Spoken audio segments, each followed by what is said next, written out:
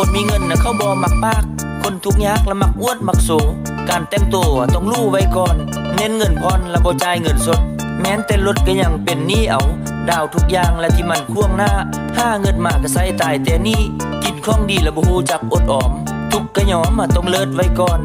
ยามนอนก็มักนอนตื่นสวยส่วนคนรวยแล้วเขามักตื่นเช้าอันกินเหล้าเขาก็กินเป็นยามกินแต่เช้าฮอดค่ำละแม่นคนทุกข์มักสนุกและเที่ยวไปวันๆเงินหมดสั่งมันละค่อยหาเอาใหม่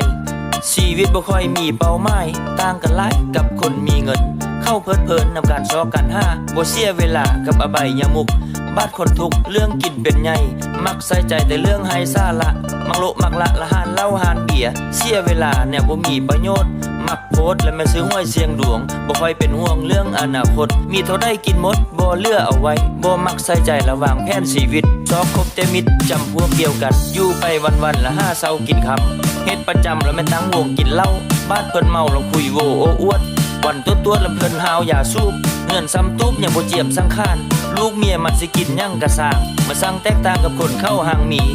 เมื่อปีเขาซุ่มแซวเทื่อนึงเงินดามสลึงเข้ากะห่วงกะแห้งอันคนจนห้าจนตะเลือกตามแมนสิ่งตอบแทนและแม่สุราป่าปิงคนรวยเขาซื้อรถซื้อบ้านคนจนขี้คานสร้างแต่หนี้แต่สิ้นมีแต่เขาอ้างเรื่องซอกอยู่หากินโทษฟ้าโทษดินบ่รู้จักโทษตัวเองอันเพิ่นเก่งและแม่นเรื่องนินทาคันเว้ายังมาและแม่นเพิ่นฮู้เบิดแม่นเติร์ดละเว้าพื้นเจ้าของร่วมจ้องห้องละบ่มีไผทอไผอยู่มอก็แม่นหน้าส้มเพชรมันทุเลศละคำเว้าคำจาอยู่เทิงฟ้าละขี้มาซ่องก่อนทุกท่าวอนย้อนบ่เปลี่ยนแปลงโอ้ยเนาะจะมันต่างกัน